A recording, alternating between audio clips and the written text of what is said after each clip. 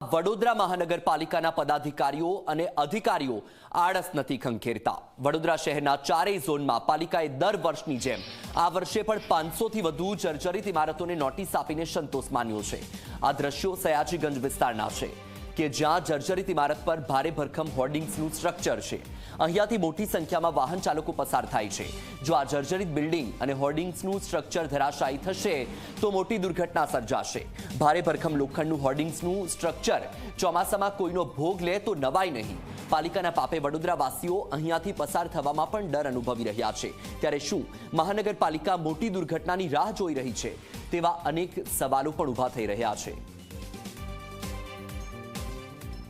આપીને કોર્પોરેશન સંતોષ માને છે। એક બી બિલ્ડિંગ એમાંથી ઉતારી લેવામાં નથી આવતી અને લોકોના માથે એક રિસ્ક તોડાતું હોય છે કે ગમે ત્યારે કોઈ બિલ્ડિંગ પડે, નીચે કોઈ જાનમાલની નુકસાન થાય, આજુબાજુના મકાનો પર બી નુકસાન થાય।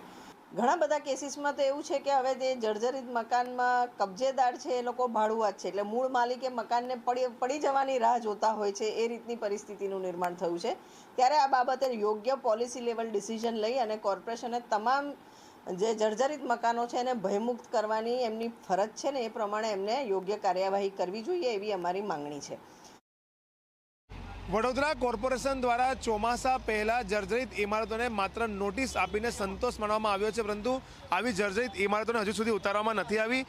સયાજીગંજ વિસ્તારમાં આપ જોઈ શકો છો કે કઈ રીતના આ એક જર્જરિત કોમ્પ્લેક્સ છે કે જે તમને દેખાઈ રહ્યું છે। મહત્વની બાબત છે કે વર્ષો જૂનું આ કોમ્પ્લેક્સ જર્જરિત થઈ ગયું છે।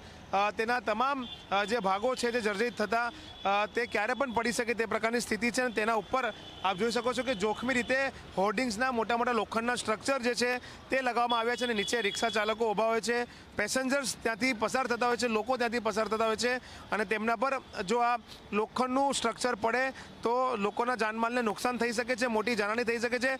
કોર્પોરેશન દ્વારા માત્ર નોટિસો આપવામાં આવે છે પરંતુ નક્કર કાર્યવાહી નથી કરવામાં આવતી, જેના કારણે અનેક ઘટનાઓ બનતી હોય છે અને આમાં પણ મોટી ઘટનાઓ બનવાની પૂરેપૂરી શક્યતાઓ છે।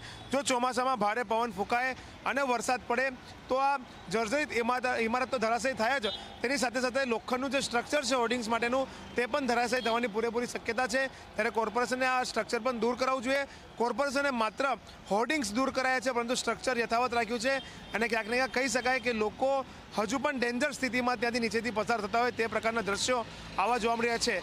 વડોદરા કોર્પોરેશને શહેરના ચારેય ઝોનમાં મળીને 500થી પણ વધુ મિલકતોને નોટિસ આપી છે અને મિલકતો ખાલી કરવા માટે સૂચના આપવામાં આવી છે, પરંતુ કોઈ જ કાર્યવાહી નથી કરી। માત્ર નોટિસ આપીને અધિકારીઓ એસી ચેમ્બરમાં બેસી ગયા છે। ત્યારે જો ચોમાસામાં કોઈક મોટી દુર્ઘટના ઘટે અને લોકોના જાનમાલને નુકસાન થાય તો તેના માટે જવાબદાર કોણ તે સવાલ અહીંયા ઉઠવા પામી રહ્યો છે।